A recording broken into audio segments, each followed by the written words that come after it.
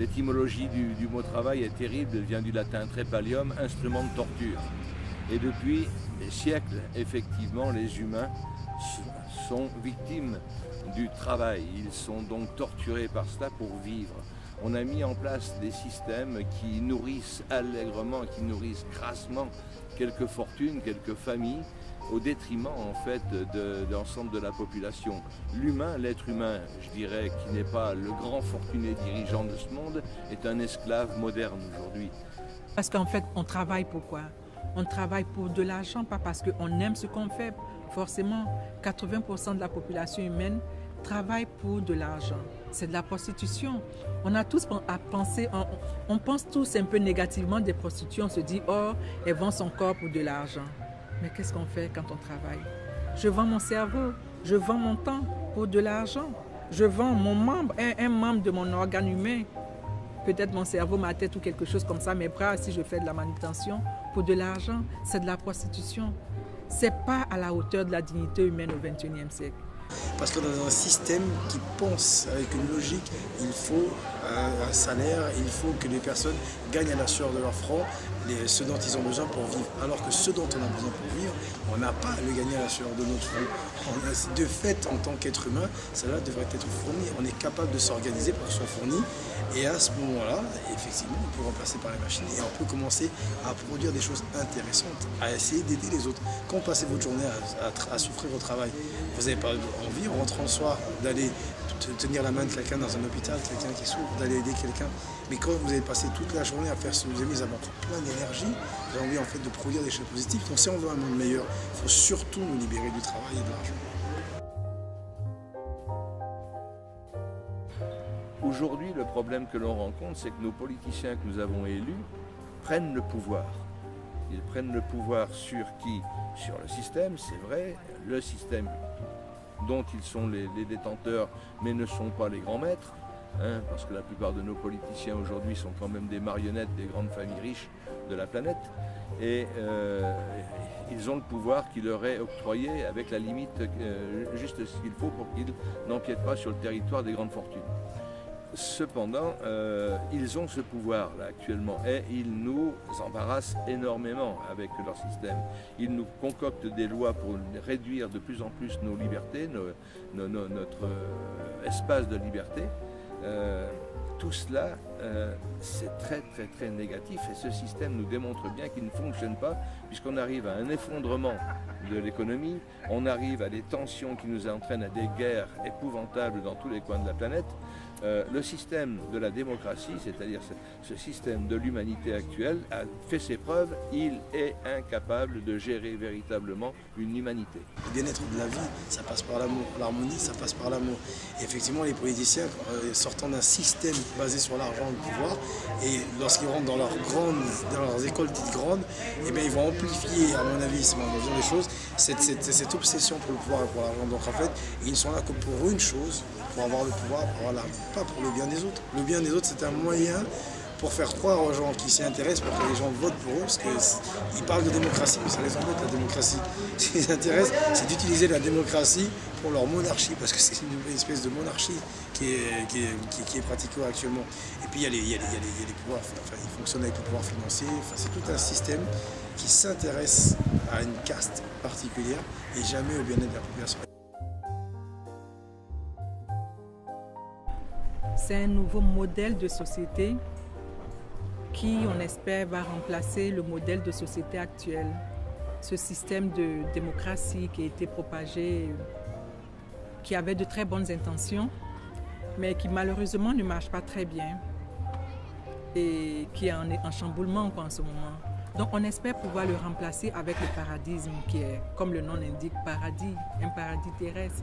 C'est un système politique qui vient en opposition aux incohérences du capitalisme et qui permet de libérer l'être humain du travail, les besoins inintéressants étant accomplis par les machines et par la robotisation. Et l'être humain peut vraiment se consacrer à penser, créer, s'épanouir et à se tourner vers l'amour, vers le fait de s'occuper de lui-même et de la collectivité au sein de laquelle il développe. Dans ce système, bien évidemment, l'argent disparaît et il y a une répartition juste des richesses et une une réponse évidente et équitable aux besoins de chaque individu sur le terrain. C'est une société qui est proche à venir. Dans les 30, 40 premières années à venir, il y a de fortes chances que l'argent ait complètement disparu. Mais là aussi, c'est un choix politique. Qu'allons-nous faire? Et comme la politique, aujourd'hui nous sommes encore en démocratie, eh bien c'est un choix du peuple. C'est au peuple maintenant à se réveiller et à comprendre qu'il n'a plus à être l'esclave de familles qui dirigent le monde. C'est le peuple qui doit demander à ce que la technologie soit au service de l'humain. C'est le peuple qui doit dire l'argent, nous n'en avons plus besoin. Il y a un autre monde à créer, un monde de loisirs et de bonheur. Pour prendre du plaisir dans la vie, nous sommes créés pour ça. Nous ne sommes pas créés pour travailler. Et nous sommes à l'époque, nous sommes au niveau où nous n'avons pas forcément besoin de travailler parce que nous savons comment créer des robots, comment créer des machines qui peuvent faire tous ces travaux-là de manutention, de trucs. Et on peut utiliser notre temps, on peut utiliser notre cerveau pour créer, pour donner de l'amour, etc. Sur l'épanouissement, sur la créativité, l'individu n'arrête pas de rêver. Qu'est-ce qu'on fait lorsqu'on rêve vraiment de quelque chose? Tout le monde, eh bien, on veut réaliser ce rêve. Et pour réaliser ce rêve, il faut être actif. Éventuellement, mais il faut vraiment faire un travail de désintoxication et de déconditionnement. Parce que les gens vont dire, mais si je ne travaille pas, qu'est-ce que je vais faire avec ma vie, quoi, je veux dire. À partir du moment où la robotique remplace l'homme, l'argent n'a plus de raison d'exister. Donc, s'il y a une robotique qui prend la place de l'homme, le travail prend une autre dimension. Ça devient une activité qui sera choisie par des gens. Vous avez envie de créer une activité pour produire quelque chose à la société, eh bien, ça sera une décision de votre part qui va faire que eh bien, vous voulez être un entrepreneur. La société se doit de vous donner le maximum d'atouts pour pouvoir devenir cet entrepreneur et produire ce que vous avez envie de produire. Mais là, la notion d'argent n'existe plus, elle ne peut plus exister. Demain, plus de travail, eh bien, c'est à nous de le décider démocratiquement. C'est un geste, comment dire, c'est une action politique, c'est un souhait politique qui est à émettre de dire maintenant nous avons suffisamment de technologies autour de nous pour remplacer l'humain. Alors aujourd'hui, effectivement, tous les postes de travail ne sont pas remplaçables, mais il y a un système à mettre en place donc, de services civils. Il faudrait développer ça plus en détail.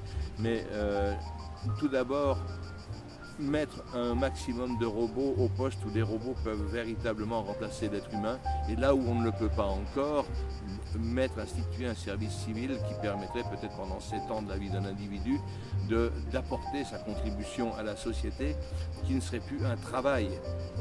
Pourquoi? Eh bien parce que déjà d'une part, ce système de paradiste apporterait un revenu d'existence, un revenu minimum d'existence qui permettrait à chaque individu d'assurer au moins les 3 premiers niveaux de la pyramide de Maslow, c'est-à-dire le besoin physiologique, les besoins de sécurité et les besoins d'appartenance. À partir de là, l'individu est libre, a du temps et peut faire tout ce qu'il a envie de rêver, tout ce qu'il rêve de faire. Des arts, de la science, reprendre des études, faire une activité professionnelle, monter une entreprise, son souhait à lui, véritablement. Beaucoup d'humains sont au service du système, ils sont employés, les fonctionnaires sont employés par le système, mais aussi les non-fonctionnaires sont pris dans cette tourmente et n'ont plus de liberté. Demain, le futur, dans le paradisme, l'humain ne sera plus contraint à tout cela. Il sera véritablement libre et le système sera à son service.